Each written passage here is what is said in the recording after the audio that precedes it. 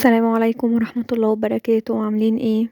معاكم قناة هاجر لكل اخبار بخصوص شؤون الاسكان الاجتماعي. جايبه لكم النهارده خبر جديد جدا. بصراحة الخبر ده ما كانش متوقع ان هو ينزل الفترة دي خالص، وهو اعلان عن سكن مصر وجنة مصر ودار مصر في الايام الجاية باذن الله. هو زي ما قلت لكم سكن مصر ودار مصر وجنة مصر، وهو اعلان لمتوسط الدخل. الأعزب لحد 14,000 جنيه، المتزوج لحد 18,000 جنيه. أرملة أو مطلقة أو متزوج لحد 18,000. الدخل لحد 14,000 الأنسة والأعزب زي ما قلتلكم.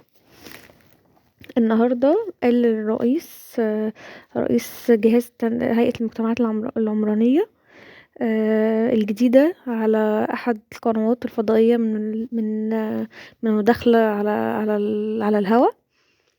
قال فيها إن شاء الله إن في أول الأسبوع اللي احنا فيه ده، وأنا متوقعة إن على الأسبوع الجاي إنه هيتم طرح شقق دار مصر وسكن مصر وجنة. عدد الشقق اللي قال إن هيتم طرحها مش أقل من 20,000 شقة ل3 مشاريع إن شاء الله. والمدن الجديدة هي القاهرة الجديدة، والمدن المطروحة هي القاهرة الجديدة هيكون فيها وحدات سكن مصر وجنة، وكمان منصورة الجديدة هيكون فيها سكن مصر، واكتوبر الجديدة هيكون فيها جنة ودار مصر، والعبور الجديدة هيكون فيها سكن مصر، والشروق الجديدة هيكون فيها سكن مصر.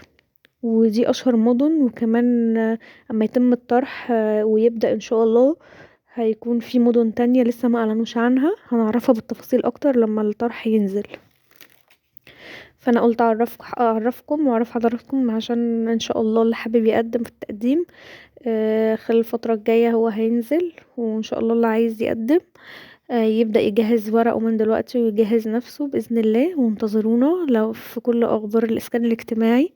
ولو مكمل لحد دلوقتي وما عملتش اشتراك في القناة، ياريت تعمل اشتراك في القناة وتدعمني بلايك عشان اجيب لكم كل الاخبار الجديدة.